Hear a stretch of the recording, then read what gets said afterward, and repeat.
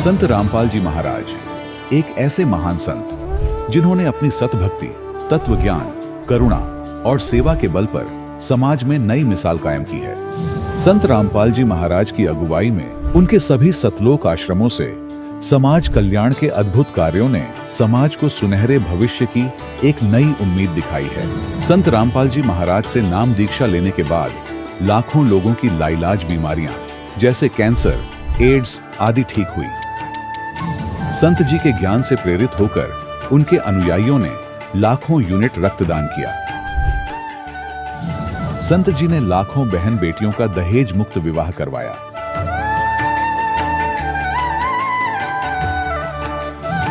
संत जी ने लाखों लोगों का नशा छुड़वाया, करोड़ों उजड़े परिवार बसे। संत जी के आश्रमों में समागम के दौरान निःशुल्क नेत्र चिकित्सा, दंत चिकित्सा प्रदान की जाती है।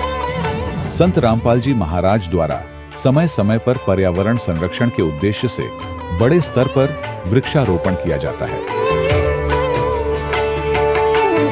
संत जी ने जरूरतमंदों को तत्काल राहत पहुंचाने के लिए एम्बुलेंस सेवा शुरू की। संत जी अपने अनुयायियों को देहदान के लिए प्रेरित करते हैं, जिससे मानवता की सेवा और चिकित्सा क्षेत्र में सुधार हो सके। संत रामपाल जी महाराज के सभी आश्रमों में हर रोज निःशुल्क भंडारा आयोजित किया जाता है, जहां हर वर्ग, हर जाति और हर धर्म के लोग एक साथ बैठकर भोजन करते हैं।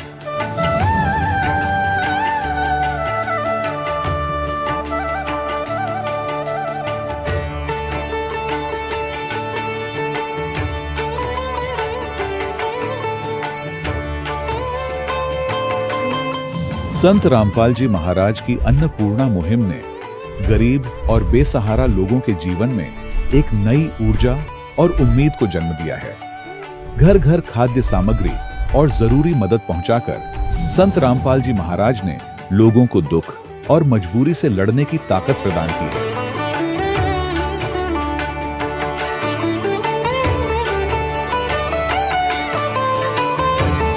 संत रामपाल जी महाराज द्वारा गरीब लोगों के लिए घर बनवाने का अद्भुत कार्य एक ऐसी मिसाल कायम कर रहा है जो सदियों सदियों संत जी की उदारता और दया भावना के तौर पर जाना जाएगा।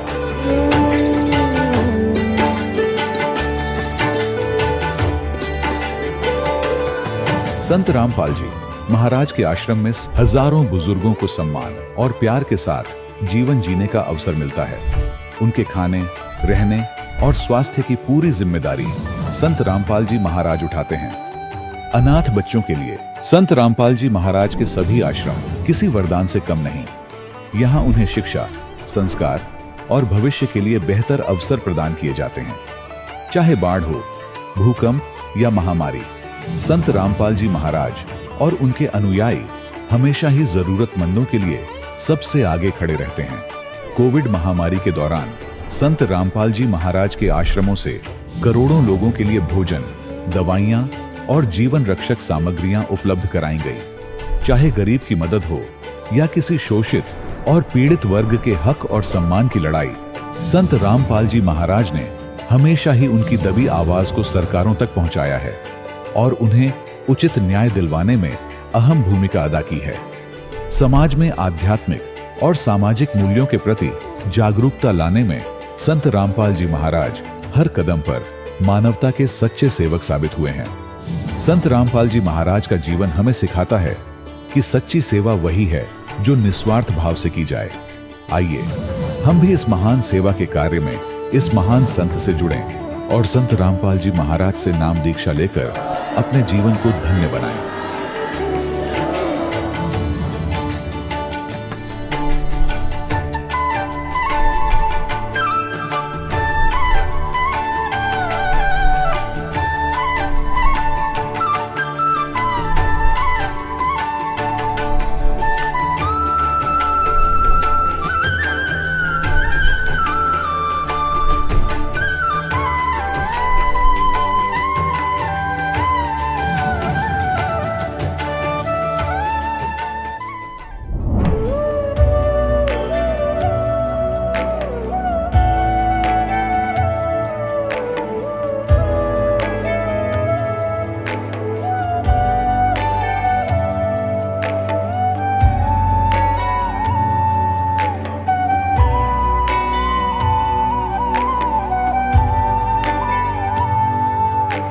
जब लग गुरु मिले न सांचा, तब लग गुरु करो 10 पांचा। क्या गुरु बदल सकते हैं?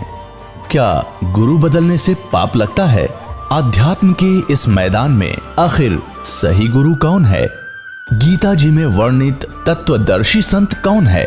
इन सभी प्रश्नों के उत्तर जानने के लिए अवश्य सुनिए जगत गुरु तत्वदर्शी संत रामपाल जी महाराज के मंगल प्रवचन। सत साहिब दर्शकों, गुरु का हमारे जीवन में विशेष स्थान है, लेकिन सवाल ये है कि क्या हर धार्मिक गुरु एक समान है? हमारे देश में हजारों धर्म गुरु हैं, इसीलिए अक्सर श्रद्धालु सही और गलत गुरु की पहचान नहीं कर पाता। ऐसी ही कहानी है उत्तराखंड के निवासी मामचंद जी की। मामचंद जी पहले राधा स्वामी पंथ द्वारा बताई गई भक्ति साधना करते थे, लेकिन फिर भी इनको ना ही मानसिक शांति मिली और ना ही शारीरिक सुख मिला। आज संत रामपाल जी महाराज की शरण में आने के बाद मामचंद जी का कहना है कि मेरा जीवन पूरी तरह बदल गया है, मुझे मोक्ष की गारंटी मिल गई। मामचंद जी का कहना है कि मेरे गले में कैंसर था, लेकिन जब से मैंने संत रामपाल जी महाराज द्वारा बताई गई भक्ति साधना की, तब से ये बीमारियां मानो छूमंतर हो गई। दर्शकों, क्या वास्तव में संत रामपाल जी महाराज द्वारा बताई गई भक्ति साधना में इतनी शक्ति है कि लोगों के असाध्य रोग ठीक हो रहे हैं? आइए जानते हैं कि इसकी सच्चाई क्या है। सुनते हैं मामचंद जी की कहानी उन्हीं की जुबानी। नमस्कार सर। साहब सर। सर क्या नाम है आपका? सर दास को मामचंद कहते हैं। सर आप कहाँ से हैं? देहरादून उत्तराखंड से। सर संत रामपाल जी महाराज जी से नाम उपदेश आपने कब लिया? संत रामपाल जी महाराज से दीक्षा मैंने 2014 में ली। सर संत रामपाल जी महाराज जी से नाम उपदेश लेने से पहले आप क्या भक्ति साधनाएं करते थे? जी हाँ, मैं पहले भक्ति करता था। वैसे मैंने देव देवताओं की कभी भक्ति नहीं करी। मैं सोचता था कि भाई कोई ऐसे संत मिले मुझे जो पूर्ण परमात्मा की जानकारी दें। तो मुझे क्या नाम ये फिर राधा स्वामी पंत उस टाइम चरम सीमा पर था, मैंने उनसे दीक्षा ली जाकर व्यास में, और मैं 27 साल वहाँ पर रहा उस पंथ में। उसके बाद 2013 में मैं घर गया हुआ था अपने पैतृक गांव सहारनपुर में। तो मेरे को एक ज्ञान गंगा चारपाई पर मिली। मैं चाय पी रहा था, मैंने कहा भाई ज्ञान गंगा कहाँ से आई? कह ले भाई ये तो हमारे पिताजी लेकर आए हैं। क्या नाम, मेरी भतीजी बोली कि वो बागड़ गए थे, क्या नाम वो गुग्गा पूजा करते हैं, तो वहाँ से रामपाल के शिष्य सेवा कर रहे थे, तो उन्होंने ये पुस्तक 10 रुपये में ली। तो फिर मैं आपने पढ़ी नहीं, एक नाम नहीं पढ़ी, तो मैंने वो उसी टाइम उसके 1-2 पन्ना खोल कर पढ़ा। मेरे को वो कुछ उसमें इंटरेस्ट हुआ। तो हम तो अब तक जो है ना भक्ति हमारी बिल्कुल निर्मूल थी, हम बेकार की साधना कर रहे थे। और मैंने उसी समय सुबह के टाइम एक घंटा मैंने और पुस्तक पढ़ी रात को। तो मैंने संत रामपाल जी महाराज जी से अर्ज लगाई कि आज से आप ही मेरे गुरु हो, और मैं साधना जो है ना राधा स्वामी वाली त्याग रहा हूँ। उसके बाद मैंने पीछे मुड़कर नहीं देखा, ना मैं राधा स्वामी गया। और 2014 में फिर मैं सतलोक आश्रम गया और वहाँ से संत रामपाल जी महाराज से दीक्षा ली। सर संत रामपाल जी महाराज जी से नाम उपदेश लेने के बाद क्या आपको कोई लाभ भी मिले? जी सर, लाभ बहुत मिले, क्योंकि उस समय मेरे गले में कैंसर था और मेरे को मालूम नहीं था कि ये परमात्मा ये क्या नाम ये संत रामपाल जी क्या नाम ऐसे आशीर्वाद से ये ठीक कर देंगे। तो 3 महीने हम जब हाजिरी पर जाते थे तो मेरे वहाँ पर जो वहाँ के शिष्य हैं उन्होंने मेरी होम्योपैथिक दवाई थी वो देखी और कहने लगे कि ये क्या नाम कि आप ये दवाई कौन सी खा रहे हो? मैंने कहा जी मैं होम्योपैथिक दवाई है मेरी क्या नाम कैंसर की चल रही है। अरे नहीं नहीं नहीं नहीं, संत रामपाल जी से क्या नाम आप जो है ना प्रार्थना कीजिए और वो आपको आशीर्वाद दे देंगे। हाँ ठीक है जी। तो जिस समय शाम के समय हम लाइन में लगे हुए थे, गुरु जी आए और मैंने उनसे प्रार्थना करी, गुरु जी डॉक्टर लोग ये मेरे को कैंसर बताते हैं गले में। तो गुरु जी ने आशीर्वाद दिया, कहना बेटा भक्ति करते रहो सब ठीक हो जाएगा। और उसके बाद मेरे को बिल्कुल भी कोई दर्द और कोई मेरे जो गले में रुकावट थी खाने में कोई मुझे प्रॉब्लम नहीं हुई। एक मेरे को बवासीर थी, उस टाइम भी क्या नाम जब मैं जाता था 3-4 बार तो मेरे कपड़े गंदे हो जाते थे। तो कुछ दिनों तक ऐसे ही रहा, मैं भक्ति करता रहा, मगर इससे ज़्यादा बड़ी भक्ति कोई नहीं है। तो 2-3 साल के बाद अब मैं बिल्कुल ठीक हूँ बाबा से में बहुत प्रॉब्लम थी। और मेरे गुर्दे भी क्या नाम वहाँ से आने के बाद थोड़े रोगग्रस्त हो गए थे। मैंने दिखाया या देहरादून महंत हॉस्पिटल में, उन्होंने देखे भाई आपके तो बहुत ज़्यादा तबीयत वो ख़राब है क्या नाम, और आपको तो एडमिट होना पड़ेगा।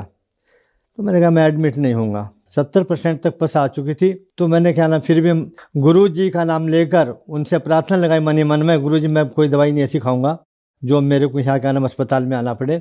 और मैंने एक होम्योपैथिक डॉक्टर से अपना छोटा मोटा इलाज करता रहा और आज मैं बिल्कुल ठीक हूँ। और जिस टाइम मैंने दीक्षा ली थी उस टाइम मेरी सिर्फ क्या नाम इतना कमज़ोर था, मेरा वज़न सिर्फ 45 किलो वज़न था और आज दास का वज़न 55 किलो है और दास की उम्र भी 73 वर्ष की हो चुकी है। मेरे भाई को भी गले में कैंसर था और मेरी माता जी को भी उसी का कैंसर था जहाँ मेरे को था। ये हमारी वंशानुगत जो है ना बीमारी थी जी, इसलिए मैं समझ गया था कि ये बीमारी जो है ना। और मैंने होम्योपैथिक डॉक्टर को दिखाया, वो कहने लगे भाई ये तो तुम्हें कैंसर है। तो मैं घबराया नहीं, ना मैं घर पर अपने बच्चों को भी नहीं बताया कि मेरे को कैंसर है। और उसी दौरान में फिर मैं 3-4 महीने बाद हिसार पहुंच गया सतलोक आश्रम में। और वहाँ जाने के बाद मेरी क्या नाम सब उनके आशीर्वाद मात्र से ही मेरी सब बीमारियाँ खत्म हो गई। अगर जो मैं संत रामपाल जी महाराज से दीक्षा प्राप्त नहीं करता तो आज मेरी भी वही दुर्गति होनी थी जो मेरे भाई और माता की हुई है। या तो मैं समाप्त हो चुका था, मेरी मृत्यु हो चुकी थी, या फिर मैं चारपाई पर पड़ा सड़ जाता, मेरी हालत बहुत बुरी हो जाती। आज मेरी स्थिति बहुत क्या नाम अच्छी है और मैं संत रामपाल जी महाराज की दया से सब ठीक ठाक है, उनकी कृपा से। सर क्या आप नशा भी करते थे? हाँ सर, नशा भी करता था। ये मेरे को लत 1975 में लग चुकी थी। वहाँ के मैं एक फैक्ट्री में कार्यरत था। वहाँ के सब कर्मचारी जो है ना ये भांग और इसका सेवन करते थे, तो उन्होंने मेरे को भी ये लत लगा दी और मैं इसका इतना आदी हो चुका था कि मैंने जिस टाइम गुरु जी से दीक्षा ली उससे एक दिन पहले ये सारी चीज़ें, तम्बाकू भी और ये भांग वगैरह सिगरेट जो भी पीता था मैं सब छोड़ दिया। मैं कम से कम भी 4-5 सिगरेट डेली पी जाता था। कम से रात को 2 सिगरेट पीता था, तब जाकर मेरे को नींद आती थी। ये 39-40 साल तक करीब नशा किया। और उसके बाद जो है ना फिर एक बार जो है ना 4 अप्रैल को नाम दीक्षा ली थी। उसके बाद कोई मन में इच्छा नहीं हुई मैं बीड़ी पीऊँ, सिगरेट पीऊँ या तम्बाकू खाऊँ। तम्बाकू भी बहुत खाता था। अब तो मुझे क्या नाम धुएं से भी घृणा होती है। सर संत रामपाल जी महाराज जी से नाम उपदेश लेने के बाद आपको बहुत सारे लाभ मिले। आपने बताया कि आपका कैंसर का रोग ठीक हो गया और कम से कम 40 वर्ष तक आपने नशा किया, जिसकी वजह से आपके गुर्दे में 70% तक पस रह गया था। आपने संत रामपाल जी महाराज जी से नाम उपदेश लिया और आप ठीक हो गए। तो जो दर्शक आज आपको टीवी पर देख रहे हैं, बहुत सारे ऐसे लोग हैं जो नशा छोड़ना चाहते हैं लेकिन नशा नहीं छोड़ पा रहे हैं। बहुत सारे ऐसे लोग हैं जिनको कैंसर की बीमारी है, तो उन्हीं के लिए आप क्या कहना चाहेंगे? जगत समाज से मेरी यही विनती है, मेरी प्रार्थना है, जो भी जिस बीमारी से जूझ रहा है, वो कठिन से कठिन परेशानी में और बीमारी से जूझ रहा है, कैंसर हो, गुर्दे की बीमारी हो, भयंकर से भयंकर जो असाध्य बीमारी है, अब मेरी प्रार्थना है कि जब ये एकदम से ठीक हो सकता है तो क्या आप भी ठीक होगे? आप भी ठीक होगे। भक्ति करके देखिए कि ये शास्त्र अनुकूल साधना है, इस भक्ति में कितनी शक्ति है। सर संत रामपाल जी महाराज जी से नाम उपदेश कैसे प्राप्त कर सकते हैं? संत रामपाल जी महाराज से दीक्षा प्राप्त करने का आजकल बहुत ही सुगम और आसान रास्ता है। टीवी पर चैनल है, उन पर एक पीली पट्टी आती है, उन पर मोबाइल नंबर दिए हुए हैं, उनसे संपर्क साधिए और वे आपको क्या नाम आपके जो स्थानीय क्या नाम जो नामदान केंद्र हैं वहाँ का वो पता बता देंगे और आप वहाँ जाकर उनसे दीक्षा लो और अपना कल्याण कराएं। धन्यवाद सर। सत साई। दर्शकों, अभी आपने सुने संत रामपाल जी महाराज से दीक्षा प्राप्त करके सुखी हुए भक्त के अनुभव। अब देखिए जगत गुरु तत्वदर्शी संत रामपाल जी महाराज के मंगल प्रवचन। इन झूठे गुरुओं पर विश्वास करके पूरा मानव समाज वर्तमान में डले ढो रहा है, कंकर पत्थर कौड़ी इकट्ठी कर रहा है लाल के स्थान पर। अर्थात यथार्थ ज्ञान और यथार्थ भक्ति विधि ये तो है हीरे मोती और लाल यानी बहुमूल्य, ये हैं वास्तव लाभ देने वाले। और जो गीता अध्याय नंबर 16 के श्लोक 23 में कहा है कि शास्त्र विधि को त्याग कर जो मनमाना आचरण करते हैं, मनमानी पूजाएं करते हैं, जो शास्त्रों में सदग्रंथों में विद्यमान नहीं है, तो उनको न तो कोई सुख होता है, न उनको कोई सिद्धि प्राप्त होती है, और न ही उनकी गति होती है, अर्थात व्यर्थ, यूजलेस। तो जो शास्त्र विधि को त्याग कर सदग्रंथों के विपरीत साधना है, वो परमात्मा ने बताई है कि वे डले हैं। ढेल, ढेल माने डले, कंकर पत्थर, जिनकी कोई वैल्यू नहीं है। चारों युग में संत पुकारे, कूक कहा हम हेल रे, हीरे माणिक मोती बरसे, ये जग चुगता ढेल रे।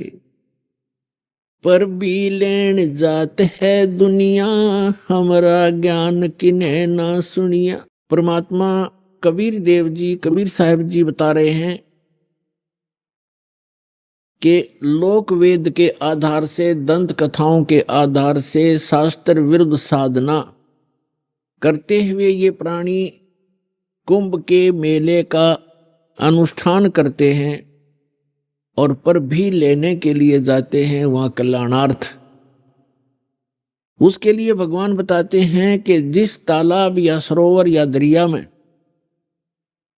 आप स्नान करने जाते हो, कोई पर निर्धारित करके, आपसे पहले वहां उस तालाब में, सरोवर में, उस दरिया में मेंढक, मछली और बहुत से कीड़े मकोड़े पहले से विद्यमान होते हैं, जीव जंतु, और वो तो सदा ही उसके अंदर नहाते हैं। क्या उनका कल्याण हो जाएगा? जिस प्रकार उन मेंढक और मछलियों का कोई कल्याण नहीं हो सकता, इसी प्रकार आपका भी उस पर भी में नहाने से आत्म कल्याण नहीं हो सकता। आत्म कल्याण होगा अपनी सदग्रंथों श्रीमद् भगवद गीता में वर्णित विधि और उसके अनुसार की गई साधना से। और वो साधना केवल परमात्मा ही बताते हैं, क्योंकि श्रीमद् भगवद गीता में जो गीता ज्ञान दाता है वो केवल अपने सतर की भक्ति ही बता रहा है। और पूर्ण मोक्ष यदि चाहिए अर्जुन, किसी भी भक्त को अर्जुन के माध्यम से सर्व मानव समाज को संदेश दिया गया, तो उसको चाहिए कि वो तत्वदर्शी संत की खोज करे और फिर उस परमेश्वर की शरण में जावे, उसके तत्वदर्शी संत के बताए अनुसार साधना करके उस परमेश्वर की शरण में जावे, जहां जाने के बाद साधक फिर लौटकर कभी संसार में नहीं आते।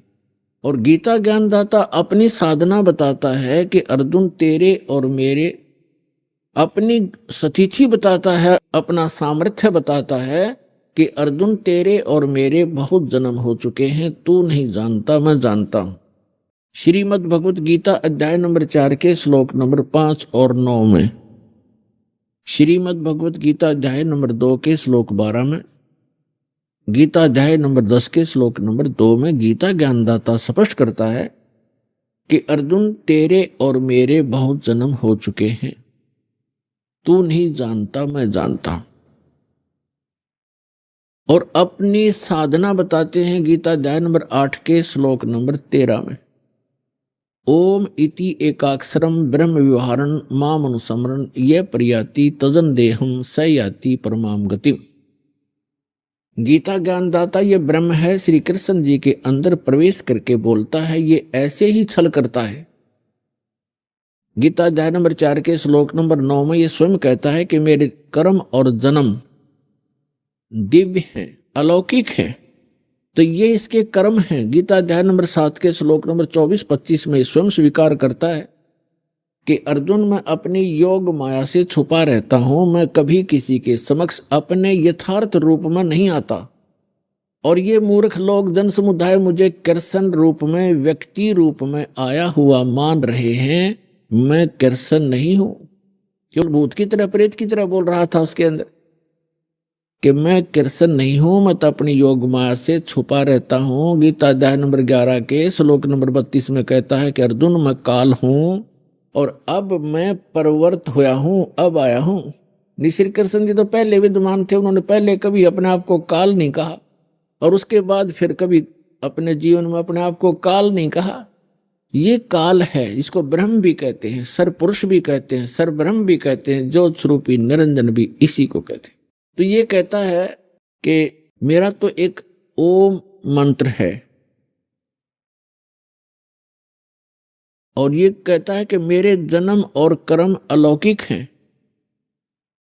तो खुद कहता है कि मैं अपनी योग माया से छुपा रहता हूं, मैं कभी किसी के सामने अपने यथार्थ रूप में नहीं आता। तो श्री कृष्ण में प्रवेश करके ये ब्रह्म बोल रहा है, सरपुरुष बोल रहा है। 8वें अध्याय के 13वें श्लोक से भी स्पष्ट हो जाता है, ओम इति एकाक्षरम ब्रह्म व्यवहारण माम अनुसमरण। माम ब्रह्म, मुझ ब्रह्म का केवल एक ओम अक्षर है, उच्चारण करके सिमरण करता हुआ यह प्रियाति तजन देहम, जो शरीर त्याग कर जाते हुए इसी का सिमरण करता हुआ जाता है, स याति परमाम गतिम, वह परम गति को प्राप्त होता है। यानी ओम से मिलने वाली जो परम गति है, ओम से मिलने वाली परम गति क्या है? ब्रह्मलोक में जाता है साधक। और आज तक के ऋषि महर्षियों को इस ओम से आगे कोई मंत्र का ज्ञान नहीं था और ब्रह्म को ये संपूर्ण पूर्ण परमात्मा माना करते थे। और फिर घुमा फिराकर इन्हीं ब्रह्मा विष्णु महेश तक ही इनकी बुद्धि की सुई आकर टिक जाया करती थी, क्योंकि इनको कंप्लीट स्पिरिचुअल नॉलेज नहीं था। कारण क्या है कि वेदों में ज्ञान तो उस पूर्ण परमात्मा का अधिक है, ऐसे ही श्रीमद् भगवद गीता में ज्ञान तो पूर्ण परमात्मा का ही अधिकतर है, लेकिन पूजा की विधि केवल ब्रह्म तक की है। और गलती से इन ऋषि महर्षियों ने सतगुरु के अभाव से इस ब्रह्म को पूर्ण परमात्मा भी कह दिया, इसी को पूर्ण ब्रह्म मान लिया ब्रह्म को, जबकि यह स्वयं स्वीकार करता है कि वो परम अक्षर ब्रह्म तो कोई और है, मुझसे भिन्न है, और उसकी साधना करने से पूर्ण मोक्ष होता है। अब प्रसंग चल रहा है, भगवान ने आकर बताया है कि पर भी लेन जात है दुनिया, हमारा ज्ञान किने ना सुनिया। अब पर भी लेने जाते हैं, स्नान करने जाते हैं तीर्थों पर। ये तीर्थ क्या हैं, ये कैसे निर्मित हुए, इसके विषय में ब्रह्म पुराण में, ब्रह्मा पुराण में बहुत विस्तृत जानकारी है और विष्णु पुराण के अंदर भी। उसमें क्या बताया गया है कि जैसे किसी संत ने किसी सरोवर के किनारे या दरिया के किनारे बैठकर अपनी सुविधा अनुसार, यानी जल की आवश्यकता होती है अधिकतर जीव को नहाने पीने वस्त्र आदि धोने के लिए, और साथ में फिर भक्ति करते हैं। उनके किनारे बैठ कर के उन्होंने अपने अनुष्ठान किए, जैसे भी उनको गुरु मिले, जैसा भी वो अध्यात्म मार्ग से परिचित थे, उस आधार से उन्होंने वहां भक्ति करी बैठ के। और वहां से जो साधना उन्होंने की, उस साधना अनुसार अपना शरीर त्याग करके वो चले गए उस लोक को, उस स्थान को प्राप्त कर गए जहां की उसने साधना की थी। अब बाद में उस महापुरुष ने वहां शरीर तो छोड़ना ही होता है, उसकी यादगार बना देते हैं।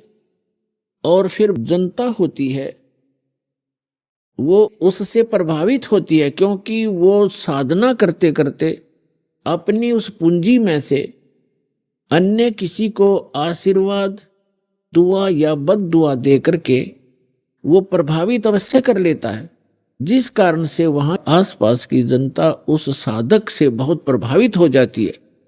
उसके बाद उसकी मृत्यु के उपरांत वहां एक उसकी समाधि बना देते हैं, वहां पूजाएं शुरू कर देते हैं और फिर वहां उसके मत्था टेकने लग जाते हैं और उसको तीर्थ नाम दे दिया जाता है।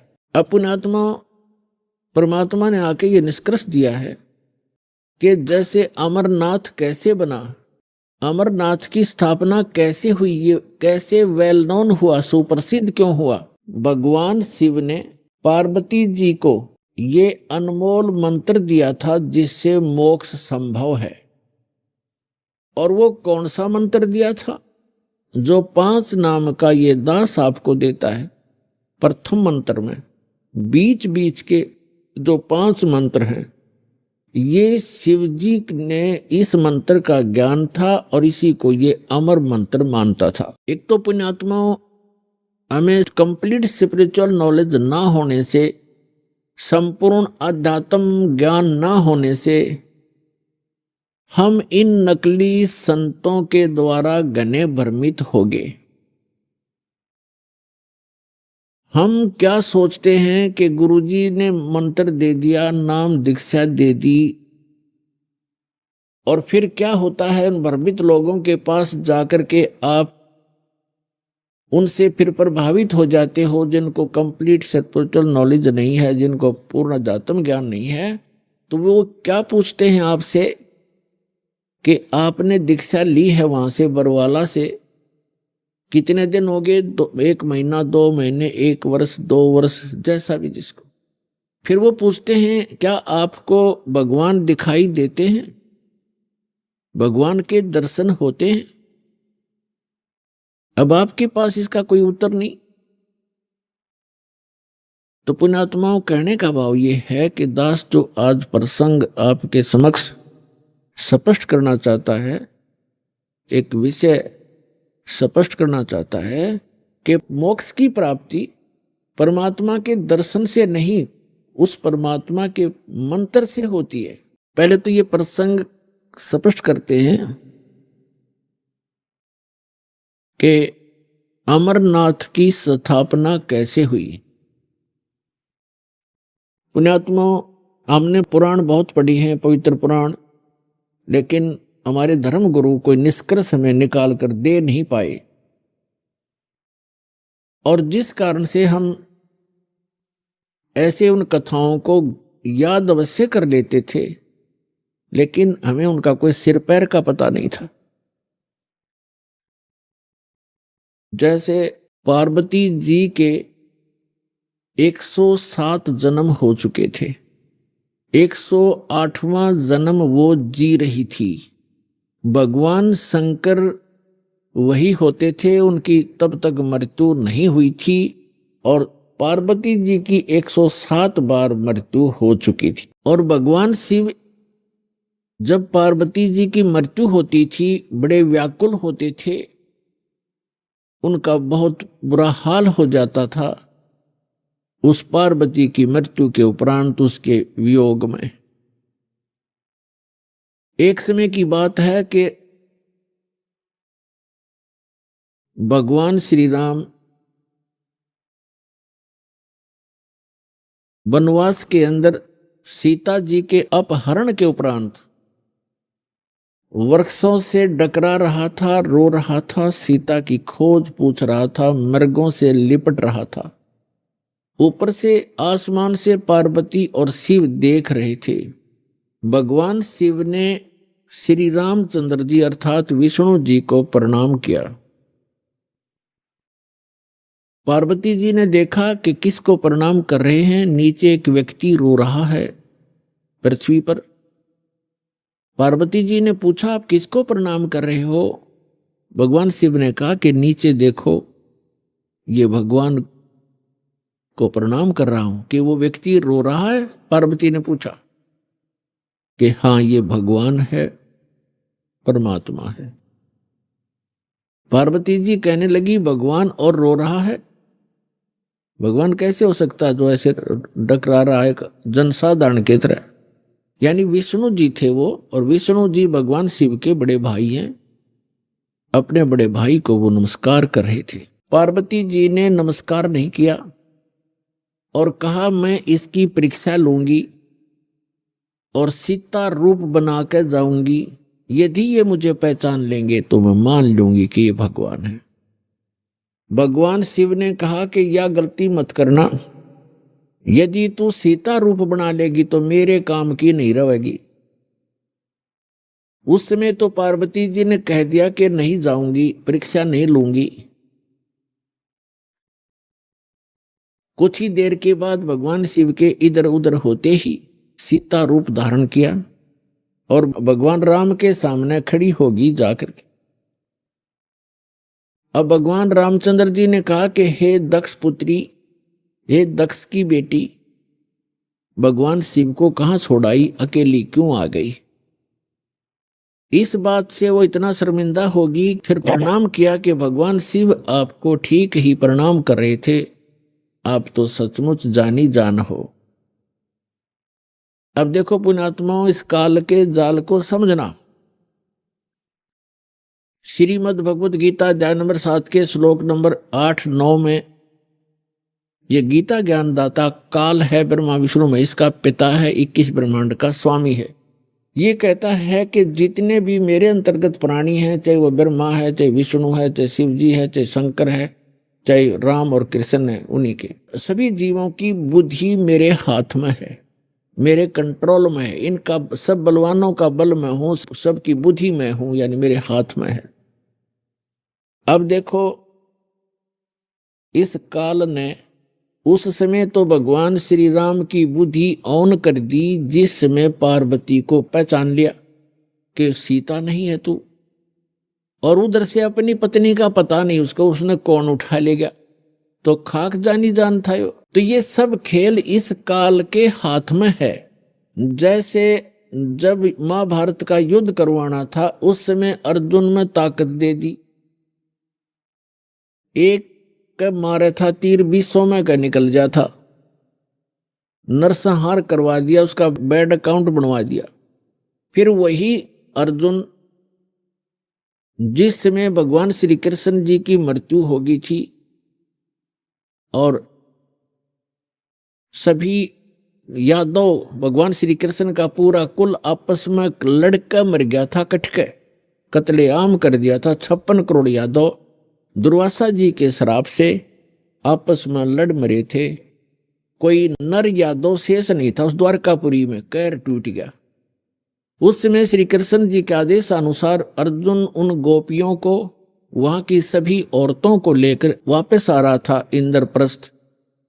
रास्ते में वही धनुष जिससे महाभारत का युद्ध जीता था, वही धनुष उनके साथ था। रास्ते में भीलों ने, जंगली लोगों ने अर्जुन को पीटा और उनके गहने तोड़ ले गए, सारी औरतों के, कुछ एक औरतों को भी ले गई, और अर्जुन का हाथ नहीं उठा। उस समय अर्जुन रो रहा है कि कृष्ण बड़ा छलिया था, इसने जब युद्ध करवाना था तब तो मुझे शक्ति दे दी, अब वही मेरा गांडीव धनुष है, वही मैं अर्जुन हूं, आज मेरे से ये उठ नहीं रहा है। तो यहां परमात्मा कहते हैं, मूल लहे ना मूर्खा, गिनते हैं क्यों डारे।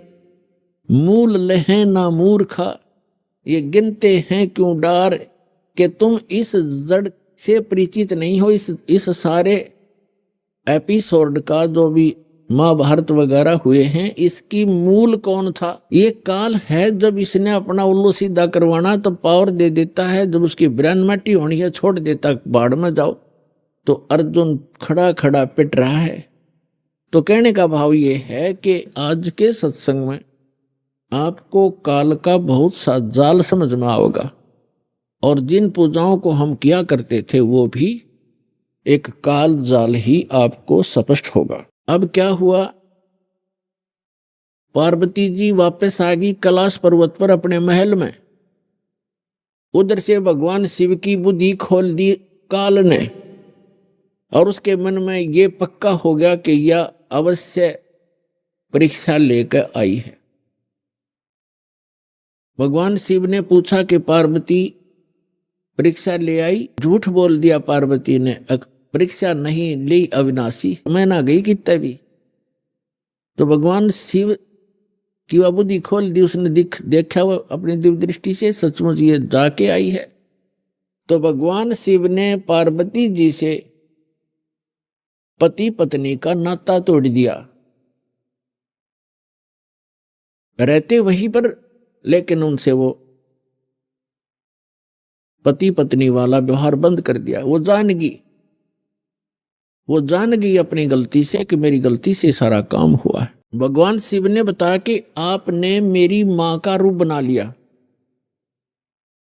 क्योंकि भगवान विष्णु उनके बड़े भाई हैं और लक्ष्मी उनकी विष्णु जी की पत्नी यानी बड़े भाई की पत्नी, भाभी, मां के तुल्य मानी जाती है। तो उसने कहा कि तूने मेरी मां का रूप बना लिया, मेरी भाभी का रूप बना लिया, इसलिए तू मेरे लिए पत्नी रूप में स्वीकार्य नहीं रही।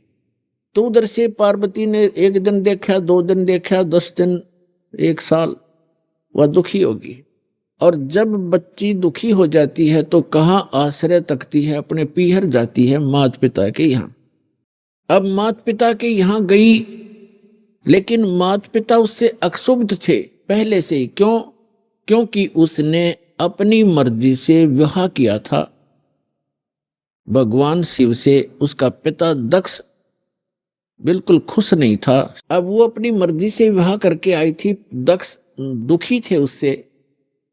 उधर राजा दक्ष ने उसी समय एक यज्ञ कर रखी थी, एक धार्मिक अनुष्ठान कर रखा था अपने घर में। और धार्मिक अनुष्ठान के अंदर एक ऐसा इन ब्राह्मणों ने, गुरुओं ने बना रखा है कि धार्मिक अनुष्ठान करे तब सारी लड़कियों को, उनके पतियों को यानी अपने दामादों को भी आमंत्रित किया जाता है, और भी गणमान्य व्यक्तियों को, साधु संतों को भी आमंत्रित किया जाता है। तो पार्वती जी की जो अन्य बहनें थी, उनके पति भी आए हुए थे, वो बहनें भी आमंत्रित की हुई थी, लेकिन पार्वती को आमंत्रित नहीं किया था, ना शिव को बुलाया था, क्योंकि राजा दक्ष उनकी शकल भी देखना नहीं चाहते थे। जब पार्वती अपने घर पहुंची तो क्या देखा, वहां हवन हो रहा है, यज्ञ हो रही है, और जितने भी रिलेटिव थे सभी आए हुए हैं, सभी बहनों के पति भी आए हुए हैं, और उनके यथाचित उस यज्ञ में आसन लगाए हुए हैं, और प्रतिदिन उनका हिस्सा निकाला जाता था। जैसे ब्राह्मण लोग कहते हैं, आपने देखे होंगे, फेरे करते से मैंने कहा 5 यहाँ धर दे, 11 वहां रख दे। तो ऐसे ही किया करते हैं कि इतने रुपए अपने दामादों के रख दो। तो उनका हिस्सा रखा हुआ था प्रत्येक के आसनों के पास। और पार्वती सब पूरे मंडप में घूम के अपनी मां के पास आ गई, और ना दक्ष उनसे मुख से बोला कि आजा बेटी, और बेटी मां के पास ही अपना दुख रोया करती है। अपनी मां के पास जाके कहने लगी, मां आपने यज्ञ कर रखा है, धर्म यज्ञ कर रहे हो, और हमारे को आपने आमंत्रित नहीं किया, क्यों नहीं किया? और ऐसा भी था कि जैसे किसी बहन का कोई पति नहीं आया है, उपस्थित नहीं हो पाया किसी कारण से, तो उसका आसन लगा रखा है और ऊपर उसका हिस्सा भी रखा हुआ है। तो पार्वती जी ने कहा अपनी मां से कि आपने ना तो अपने दामाद को आमंत्रित किया, ना मुझे किया, ना उसका आसन लगा रखा है। ऐसा भेदभाव तुमने क्यों किया हमारे से? तब मां ने कहा कि बेटी, ना तो तू मानती मेरी बात, ना तेरा पिता मानता। तूने भी अपनी मर्जी से ब्याह किया था, इससे तेरा पिता क्षुब्ध है, और ये इस कारण से तुम्हें बुलाया नहीं। तो पार्वती जी ने अपने पिता से प्रश्न किया कि आपने न तो अपना दामाद बुलाया, ना मुझे आमंत्रित किया, क्या मैं आपकी बेटी नहीं? तो दक्ष ने कहा कि मैं ना तेरी सूरत देखना चाहता हूं, और ना उस सर्प लपेटे हुए व्यक्ति को बुलाकर अपनी बेइज्जती करवाना चाहता हूं। और आपको किसने बुलाया? यहां पर आप जा सकती हैं। इस अपमान को वो पार्वती सहन नहीं कर सकी, और एक बहुत बड़ा हवन कुंड बना रखा था को 7-8 फुट नीचा, क्योंकि राजा का यज्ञ ब्राह्मण कुंड से अपने घर से डालना था कि घेर कर लकड़ सोआ बरबर कड़छे घेरे पूरे, लोटे के लोटे, और डीक पड़ा हवन की।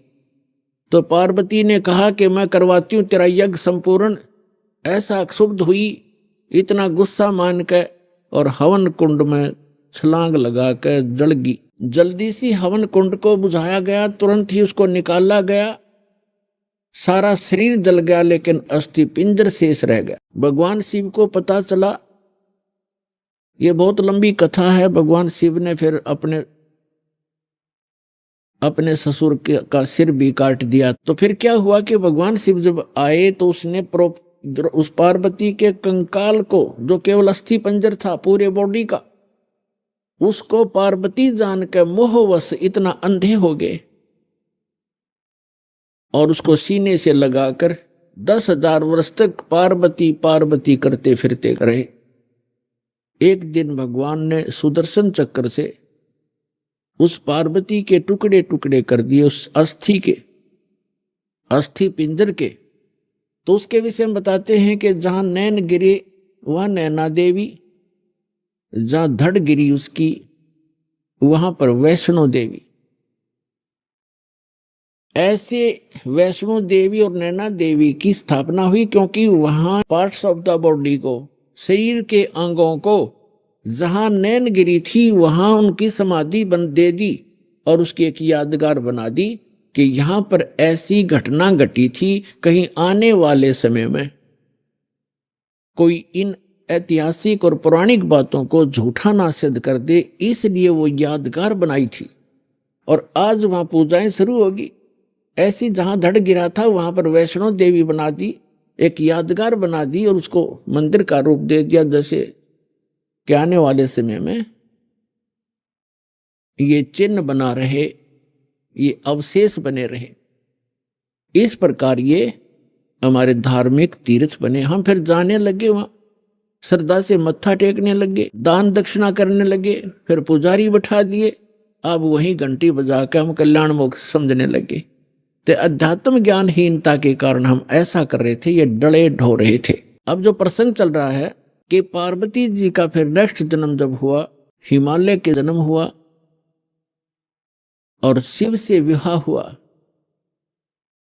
और भगवान शिव क्या करते थे कि जितनी बार भी पार्वती की मृत्यु हुई, उनके कंकाल को यानी रूंड को, इस हड्डी के सिर के ऊपरले हिस्से को वो निकाल लेते थे और उसको एक धागे में डाल करके रखते थे, ताकि वो गिनती करते थे कि कितनी बार इसकी मृत्यु होगी। 107 कंकाल सिर के भगवान शिव ने टांग रखे थे डोरी में, रस्सी में। और पार्वती पूछा करती थी कि ये क्या है, तो शिव जी टाल मटोल कर दिया करते थे कि ये मेरा कुछ अपना अनुष्ठान है, तू मत बोल। अभी आपने सुने संत रामपाल जी महाराज के मंगल प्रवचन। आइए अब सुनते हैं संत रामपाल जी महाराज से नाम दीक्षा लेकर सतभक्ति करके अद्भुत लाभ प्राप्त करने वाले अनुयायी के विचार। दर्शकों, मनुष्य को जब अपने जीवन में सुख, शांति और परमात्मा की प्राप्ति नहीं होती है तो वह अलग अलग धर्मों, पंथों के दरवाजे खटखटाता है। ऐसी ही कहानी है एटा उत्तर प्रदेश के रहने वाले अवध शर्मा जी की। अवध जी अपनी पारंपरिक भक्ति साधना किया करते थे और गायत्री परिवार से भी जुड़े थे। अवध जी को अपने जीवन में जो भी लाभ मिलता था, इन्हें लगता था कि वह इनकी भक्ति साधना का परिणाम है।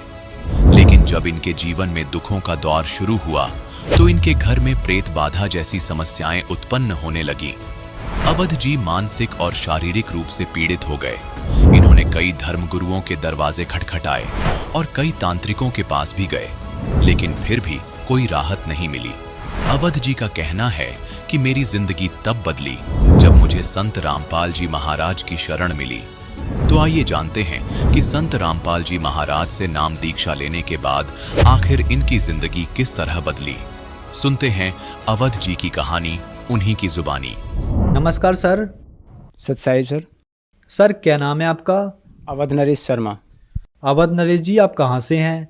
गांव बरथरी, पोस्ट नेगू, हसनपुर, जिला एटा, उत्तर प्रदेश से। अवध नरेश जी संत रामपाल जी महाराज से कब जुड़े? 26 जनवरी सन 2013। संत रामपाल जी महाराज से जुड़ने से पहले क्या आप कोई भक्ति साधना भी करते थे? जी सर, उससे पहले हम जो परंपरागत पूजाएं हैं ब्राह्मण समाज में होने के नाते वही सब किया करते थे। ब्रह्मा, विष्णु, महेश, दुर्गा, गणेश, हनुमान जी, इन सभी की मैंने अपना एक कमरा पूरा मंदिर नुमा बना रखा था।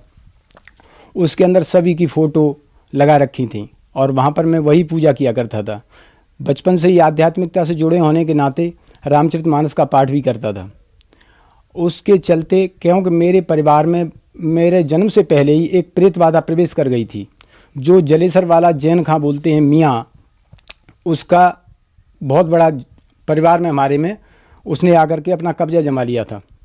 उसने हमारे घर को तहस नहस कर दिया था, जिसके चलते मैं सोचा करता था कि मैं भगवान की भक्ति करूं तो ये शायद है संकट खत्म हो जाएगा, क्योंकि परमात्मा सब कुछ कर सकता है। उस परमात्मा की खोज में मैं इनकी सभी की साधना करता था, लेकिन वो प्रेत बाधा किसी तरह से शांत नहीं हुई और उस प्रेत बाधा ने मेरे पिताजी को पागल कर दिया। पागल करने के बाद उन्हें ख़त्म कर दिया। सन 95 में पागल होने के बाद वो मृत्यु को प्राप्त हो गए थे। अब उसके बाद उस प्रेत बाधा ने उससे पहले ही पिताजी के समय में ही हमारे ऊपर भी कब्जा किया, परिवार में बहन भाई, उसके बाद पिताजी के बाद में माताजी के ऊपर भी आने लगा वो। तो मुझे ये चिंता हुई कि ये जो है हमारे पिताजी को पागल करके मार दिया है, हो सकता है आगे चल करके तुम्हारे ऊपर भी ऐसे ही कर दे, माँ के ऊपर भी। तो और ये पागल कर दिया तो माँ के ऊपर ऐसी कंडीशन आ गई तो मैं किसको मुंह दिखाऊंगा। और मैं भक्तिभाव वाला बहुत ज़्यादा था। रामचरितमानस में एक चीज़ बोली है कि बड़े भाग्य मानुष तन पावा, सुर दुर्लभ सदग्रंथन गावा, नर्तन समनाय कवनो देही, जीव चराचर जाचत तेही। तो मैं ये कहा करता था कि हे भगवान, मनुष्य शरीर के समान कोई शरीर नहीं है और इसके लिए सभी चर और अचर सभी जीव जंतु जितने भी हैं वो इस शरीर के लिए प्रार्थना करते हैं और देवता भी इसके लिए तरसते हैं। तो इस शरीर में मैं तो कोई सुख देख नहीं पा रहा हूँ कि आखिर इसमें क्या सुख है। मेरे परिवार में ये तांडव मचा रहा है, ये प्रेत जो मुसलमान जैन खां जी मियाँ बोलते हैं जो भी है, वो परेशान करता था। उसके चलते मैंने सोचा कि आध्यात्मिकता से मैं ही सबसे ज़्यादा जुड़ा हुआ हूँ और ये परिवार वाले इस चीज़ को शायद है न समझ पाएंगे और ना ही भक्ति साधना करके इसको यहाँ से निकाल पाएंगे। तो मैं सिद्ध पुरुषों के पास जाना आना, हरिद्वार जाना, ऋषिकेश जाना, नीलकंठ पे और ये अपना पूर्णागिरी, सब जगह जाता था। नीम करोरी, बहुत से कहते हैं कि हनुमान जी, उसमें एक हनुमान चालीसा में चौपाई है, भूत पिशाच निकट नहीं आवे, महावीर जब नाम सुनावे। तो मैं इन सारी चीज़ों को करता था, लेकिन वो भूत प्रेत भूत जो है वो रोजाना मेरे घर में दंगा करता था। ऐसा शायद ही कोई दिन जाता होगा जिस दिन वो मेरे घर में तांडव ना करता हो। मुझे बड़ी शर्मिंदगी होती थी। कई बार मैंने ये सोचा कि मैं इसको, जिसके ऊपर भी ये प्रेत आएगा मैं उसको गोली मार दूंगा। तो मैंने ऐसा ही किया। एक बार मैंने राइफल को लोड किया और मेरी बहन थी जो मेरे से बड़ी थी, उनकी शादी हो चुकी थी, वो मेरे घर पे आई थी, उनके ऊपर ऐसे ही वो प्रेत बाधा प्रवेश कर गई और उसने अपना जिस तरह से जो कुछ भी बोलना था वो बोल रहा था। मैं सोच रहा था पर इधर आसपास वाले भी सुनते हैं तो मुझे शर्मिंदगी महसूस हुई। तो मैंने जो है राइफल लोड की और मैंने सामने जाके छत से और गोली दाग दी। गोली दाग दी, सभी लोग एकदम से, वो भूत भी गायब हो गया और सब लोग तितर बितर हो गए। उन्होंने मेरी राइफल को पकड़ा और उसके बाद मुझे शांत किया। तो मैं शर्मिंदा होता था और परमात्मा की खोज में रहता था। हर समय मैं ये सोचता था कि हे भगवान, ये क्या है जीवन, आज मैं हूँ कल ख़त्म हो जाऊँगा, कहाँ से आया हूँ, क्या मेरा उद्देश्य है। मैं इस चीज़ के लिए भटकता था, सोचता था। लेकिन कई संतों के पास गया, कुछ नहीं मिला। रामचरितमानस के माध्यम से, जैसे बहुत से ये कहा करते हैं, कहीं पर भी चर्चा चलती थी तो वो कहते हैं यार ये वेद पुराण और ये सारी चीज़ें किसने लिखी हैं, ये हैं तो एक इंसान की लिखी हुई। लेकिन रामचरितमानस में कहा है उत्तरकांड में कि ये जो वेद पुराणों के ऊपर चौपाई है उसमें कि जो वेद और पुराणों की निंदा करते हैं और उनको झूठा बताते, वो कल्प एक एक कल्प तक नरकों में डाले जाते हैं मनुष्य त्यागने के बाद में। तो मैं इस चीज़ को सोच करके भी थोड़ा सा आध्यात्मिकता से सोचता था कि नहीं भाई, मुझे ये गलती, मुझे तो परमात्मा के विधान को मानना है। इस चीज़ को मानता रहा बराबर, ठीक है। उसके बाद जब कहीं से कोई लाभ नहीं मिला, थक गया बुरी तरह से, तो एक बार मैंने सोचा कि मैं अब घर छोड़ के चला जाऊंगा। मैं हरिद्वार जाने के लिए मैंने कहा कहीं कंदराओं में जाऊंगा, कोई ऋषि, कोई सिद्ध पुरुष, क्योंकि मेरे साथ एक घटना घटी थी बहुत ज़बरदस्त। उसने मुझे हिला दिया था। मैं बराबर भक्ति करता था, हवन करता था हर पूर्णिमा को, तो इतना हिल गया मैं नास्तिकता के कगार पे पहुंच गया। लेकिन उस नास्तिकता से बचा क्यों रहा? क्योंकि मैं सर्प और बिच्छू के मंत्रों का भी इलाज जानता था, थोड़ा सा मंत्रों को। तो जब बिच्छू के विष को जहाँ पर काट लेता है, वहाँ वो बिच्छू का जहर अंदर से और उस डंक का असर वहाँ पर आ जाता था। तो मैं सोचता था शक्ति तो है, इसलिए मैं बचा रहा।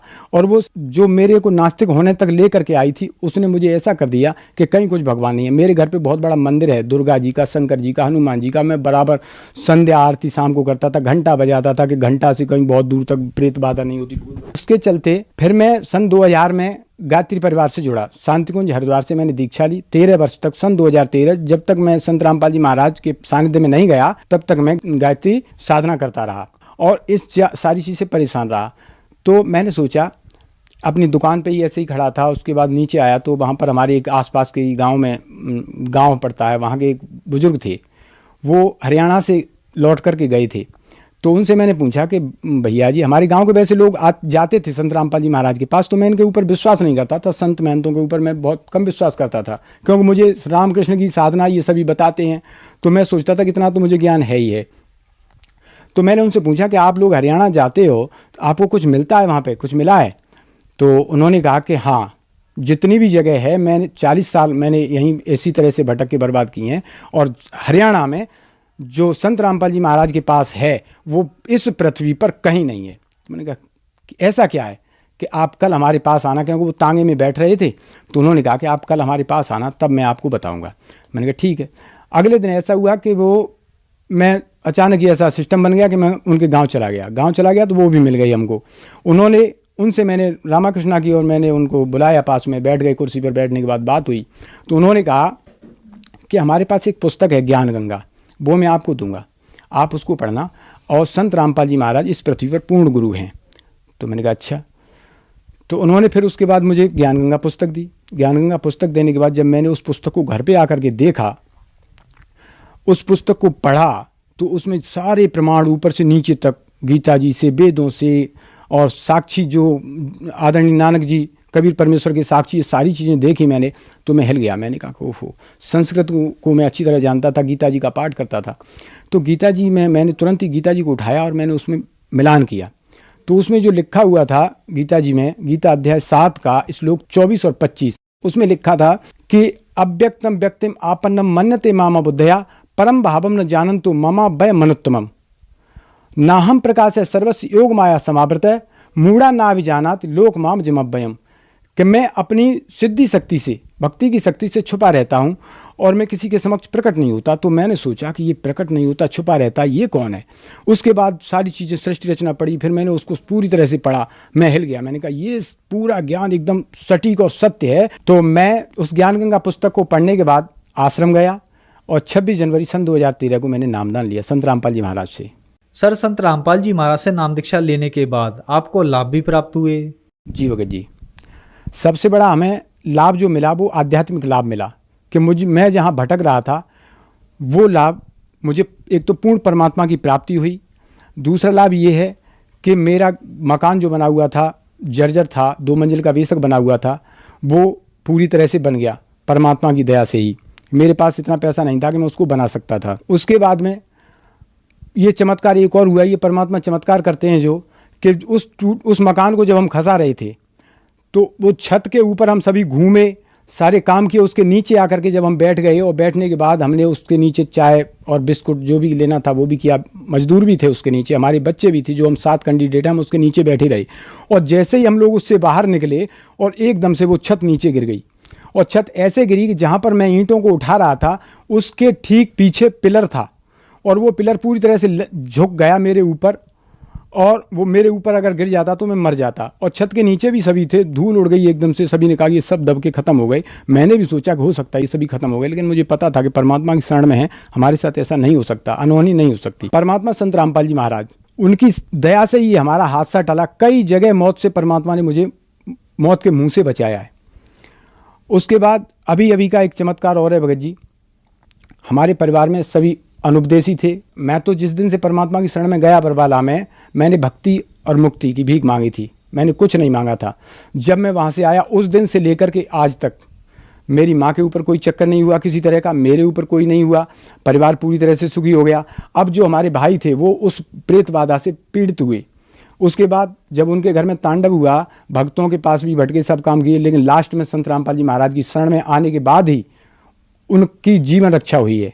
अभी हमसे बड़े वाले जो भाई हैं जिन्होंने नाम लिया, 2 बार उनको मरने के बाद भी परमात्मा ने जीवन दान दिया है पूरी तरह से। उनके फेफड़े गल गए थे, सभी डॉक्टरों ने मना कर दिया था। कानपुर से वापस आ गए थे, हम दिल्ली लेके जा रहे थे, हमने सोचा कि एटा में शैलेंद्र जैन को दिखा लेते हैं। तो उन्होंने शाम को ये बोल दिया कि आप कहीं पर भी जाओगे बर्बाद हो जाओगे, इनके अंदर कुछ भी नहीं रहा है। मैंने खुद कंप्यूटर पे उनके सामने बैठ करके देखा और उन्होंने दिखाया कि इनका सारा सिस्टम खत्म हो चुका है। जितनी सांस इनके अंदर डाल दी है उससे ज़्यादा कोई माई का लाल इनको दे नहीं सकता, परमात्मा ने जो डाल दिया है। फेफड़े उनके गल गए थे, सांस की बीमारी थी उनको, उसके चलते उनके फेफड़े खराब हो गए थे। उन्होंने फिर संत रामपाल जी महाराज से नाम दीक्षा ली और उसके बाद वो आज पूरी तरह से स्वस्थ हैं। लाभ तो बहुत सारे हैं भगत जी, अगर मैं बताने लग जाऊंगा तो पूरा दिन निकल जाएगा, लेकिन लाभ पूरे नहीं होंगे। परमात्मा तो सारे लाभ ही लाभ देते हैं। जब तक कनेक्टिविटी नहीं जुड़ी थी तब तक तो हम भटक रहे थे, लेकिन अब सारे लाभ हैं, आर्थिक मानसिक हर तरह के लाभ हैं। परमात्मा से जो भी है वो परमात्मा देते हैं। सर, संत रामपाल जी महाराज से नाम दीक्षा लेने से पहले आप बहुत भक्ति साधनाएं करते थे, फिर आप 13 साल तक गायत्री परिवार में रहे और वहां भी आपने भक्ति साधना की। सर, यहाँ पर एक विचारणीय विषय ये है कि जो पहले आपने भक्ति साधना की उनसे आपको कोई लाभ नहीं मिला, लेकिन संत रामपाल जी महाराज की भक्ति से ही आपको लाभ मिला, जबकि दोनों ही भक्ति थी। उसमें क्या है सर, रामचरितमानस में एक दुआ पढ़ता था जो 100वां दुआ है उत्तरकांड का, उसमें लिखा हुआ है कि श्रुति संबत हरि भक्ति पथ संयुत बिरति विवेक तेन चलय नर मोह बस कल्पय पंथ अनेक, कि जो परमात्मा को प्राप्त करने का वेद सम्मत मार्ग है, शास्त्र अनुसार जो मार्ग है परमात्मा की प्राप्ति का, लोग भ्रमित होकर के वेद ज्ञान न होने के कारण अपने तरह तरह के पंथों का विस्तार कर डालते हैं और इस तरह से वो वंचित रह जाते हैं उस चीज़ से। आज संत रामपाल जी महाराज हमको सभी धर्मों के धर्म ग्रंथों से प्रमाणित करके वो मंत्र बता रहे हैं और उसके बाद वो प्रमाणित साधना दे रहे हैं, उसकी सही विधि बता रहे हैं, जिससे सारे लाभ जो परमात्मा देता है वो परमात्मा तुरंत देना शुरू कर देता है। सभी लाभ हमको जो है इसी वजह से जो शास्त्र अनुकूल साधना संत रामपाल महाराज बताते हैं उस भक्ति की शक्ति से सारे लाभ होते हैं। क्योंकि रामचरितमानस में कहा है कि भक्ति स्वतंत्र सकल सुख खानी बिन सत्संगन पावे प्राणी, संत पुण्य पुंज बिन मिलय न संता सत्संगत संसृत करंता। भक्ति जो है वो सभी सुखों की खान है, लेकिन हम उस समय शास्त्र विरुद्ध साधना कर रहे थे जिस समय कोई सुख प्राप्त नहीं हो रहा था। आज वो सारे के सारे सुख जो भक्ति से मिलते हैं वो सारे सुख संत रामपाल जी महाराज के द्वारा दी हुई शास्त्र अनुकूल साधना से हमें सारे सुख प्राप्त हो रहे हैं। सर, जो दर्शक आज आपको देख रहे हैं, खास करके गायत्री परिवार वालों के लिए आप क्या कहना चाहेंगे? मैं सर उनसे हाथ जोड़ करके विनम्र निवेदन यही करना चाहता हूं, जितने भी जो भी संत महंत मंडलेश्वरों से जहां पर भी जुड़े हुए हैं, गायत्री परिवार वालों से, अपने परिवार वालों से जो आपके चैनल के माध्यम से हमें देख रहे हैं, मैं सभी से ये कहना चाहता हूं, इस ब्रह्मांड में संत रामपाल जी महाराज के अतिरिक्त कोई भी पूर्ण गुरु नहीं है जो आपको सद भक्ति दे करके आपको यहाँ सुख दे सके और पूर्ण मोक्ष करा सके। आप सभी भ्रमित हैं, इस ज्ञान को सुने समझें और अपना कल्याण कराएं, क्योंकि कल्याण के लिए सिर्फ हर युग में पूर्ण संत एक ही होता है, तरह तरह के गुरु नहीं होते। और इन सभी नकली गुरुओं ने ये मानव समाज पूरी तरह से भ्रमित कर दिया है, इस वजह से ये भोले श्रद्धालु धक्के खाते घूम रहे हैं। लेकिन संत रामपाल जी महाराज के पास वो साधना है जिससे सारे विकार दूर हो जाएंगे, सारे सुख मिलेंगे और पूर्ण मोक्ष भी मिलेगा। सर, काफी दर्शक ऐसे हैं जिनको रोग हैं, किसी को नशा छुड़वाना है या किसी को सुख प्राप्त करना है, उनको क्या करना होगा? सर, उन्हें कुछ नहीं करना है, संत रामपाल जी महाराज से वो सद्भक्ति प्राप्त करनी है। नाम लेकर के भक्ति करें। और जब अभी मैंने जो चौपाई बोली थी कि भक्ति स्वतंत्र सकल सुख खानी, सारे सुखों की खान है भक्ति, लेकिन वो हमारी शास्त्र अनुकूल होनी चाहिए। शास्त्र विरुद्ध साधना आप जो भी करेंगे, गीता जी के अध्याय 16 के 23वें श्लोक में कहा है अर्जुन से, काल भगवान ने कहा है कि हे अर्जुन, जो शास्त्र विधि को त्याग कर अपनी इच्छा से मनमाना आचरण करते हैं उनको ना कोई सुख मिलता है, ना सिद्धि प्राप्त होती है, ना उनकी कोई गति होती है, उसके बदले उनकी दुर्गति होती है। सर, संत रामपाल जी महाराज से नाम दीक्षा कैसे प्राप्त की जा सकती है? सर, आज संत रामपाल जी महाराज ने इतनी दया कर रखी है कि बहुत सारे चैनलों पे ज्ञान आ रहा है संत रामपाल जी महाराज का, और सभी चैनलों पे नीचे पीले रंग की पट्टी चल रही है जिसमें फ़ोन नंबर दिए हैं। उन फ़ोन नंबरों को नोट करें और नोट करने के बाद आप उस पर कॉल करें। कॉल करने के बाद जहाँ पर भी जैसे भी हैं आप, वो अपनी स्थिति को बताएंगे कि हम यहाँ से हैं, तो वहाँ पर जगह जगह परमात्मा ने नामदान सेंटर खोल रखे हैं, वहाँ जा करके आप नाम दीक्षा लेकर के अपना कल्याण करा सकते हैं। सर, बहुत बहुत धन्यवाद आपका। सत साहिब।